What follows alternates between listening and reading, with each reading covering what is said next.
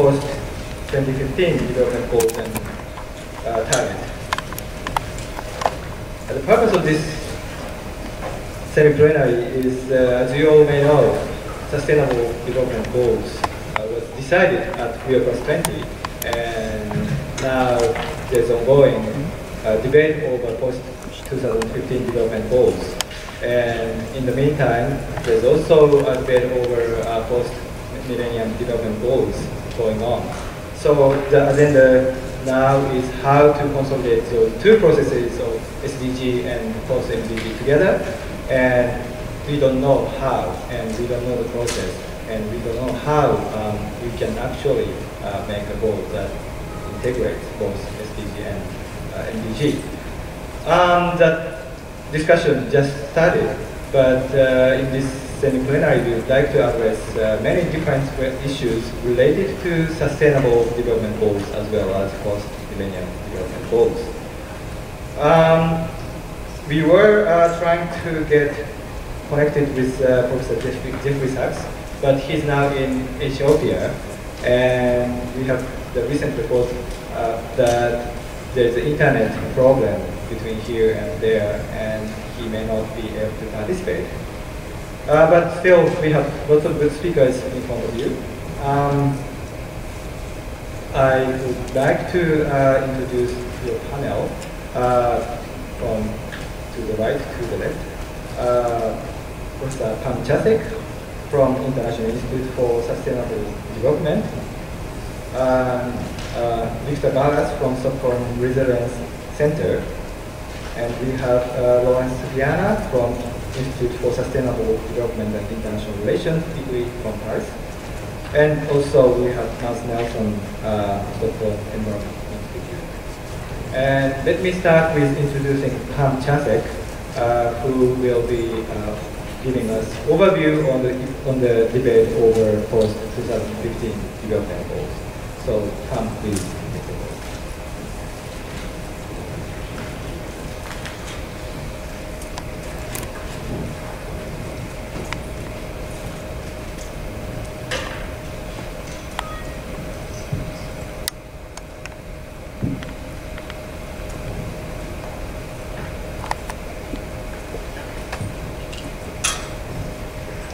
Good morning, everyone.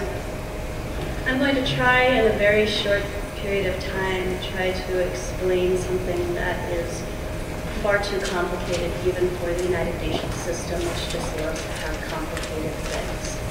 And so I'm just going to begin with a quick little story that in the preparatory process for Rio +20,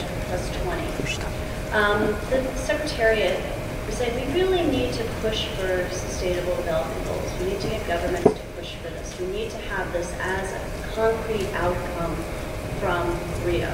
We don't need to have the agreement on the goals, what they're going to be, but we have to have agreement to discuss sustainable development goals, because we need to ensure that the concepts of sustainable development get picked up in the post-2015 process. So why is it called the post-2015 process? Largely because we're talking about what happens when the Millennium Development Goals expire in 2015.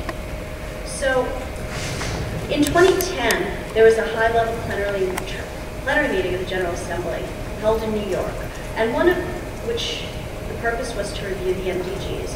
But they were also looking at the process of how can we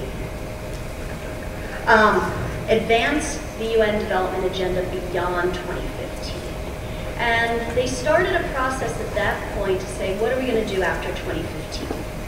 Similarly, in June, in Rio, the outcome document from the UN Conference on Sustainable Development called for the elaboration of a set of sustainable development goals. So now we have two tracks, in a sense, towards coming up with a set of goals that will take effect, ideally, when the Millennium Development Goals conclude in 2015. The first step that was taken on this was the UN Secretary General Ban Ki-moon set up a UN system task team.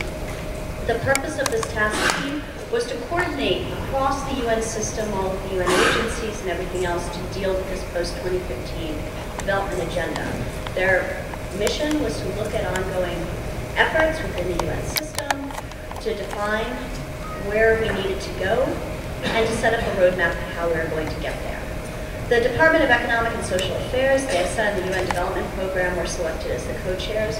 And this, remember, is an interagency process, which is different from intergovernmental. This brings together more than 60 UN agencies, secretariat departments, and other international organizations to discuss it. The special advisor on the post-2015 agenda, Amina Mohammed, is is a member of this group, as well as a number of other people, which are often referred to as the One Secretariat.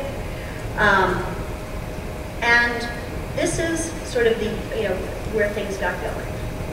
The first report that this task team put out was called Realizing the Future We Want for All. And this task team report emphasized the following defining elements. First, that the core values of human rights, equality, and sustainability should be in post-2015. The agenda should be based on concrete end goals and targets, which was one of the key strengths of the Millennium Development Goal framework. And they listed 4 dimensions: inclusive social development, inclusive economic development, environmental sustainability. These 3 are often referred to as the 3 pillars of sustainable development. And also peace and security, which they argued built upon these 3 pillars. So how can we put together a set of goals that encompass all of these for the post-2015 goals? At the same time, the Rio outcome document specifies what the Sustainable Development Goals should do. They should also address and incorporate in a balanced way all 3 dimensions of sustainable development and their interlinkages, should build upon commitments that are already made. They should be action-oriented, concise. This was something that the Millennium Development Goals proved to be quite successful. They also have to be universally applicable. Now this is really a challenge, and to pick up on what was spoken about this morning,